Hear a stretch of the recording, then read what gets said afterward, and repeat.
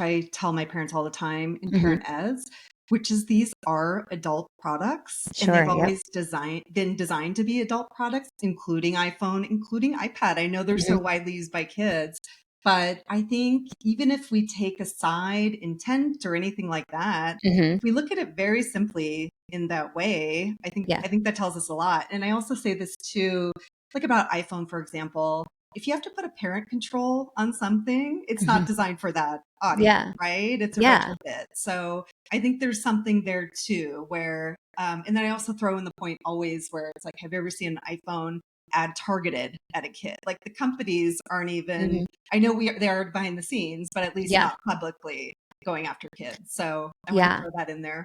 I love that perspective of if you have to add the parental controls, then it wasn't built for them in the first place. Yeah. And that is really interesting to think about. And you find that often the parental controls are super ineffective, and it's Yeah. because the companies don't want you to use them. Most parents don't end up using them, and they're confusing and ineffective. But they want the kids to be using their platforms as much as possible. So the parental controls are not going to actually limit that engagement that earns a profit for the company. Yeah. It's almost like so many things are about like public trust, right? Like let's, Hmm.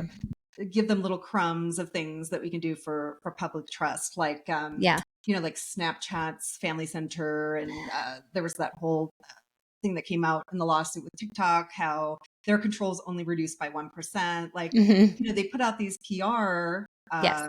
statements and products and things like that, Yep. but I think what you're speaking to is the effectiveness just isn't there, Yeah. right? Yeah, Yeah.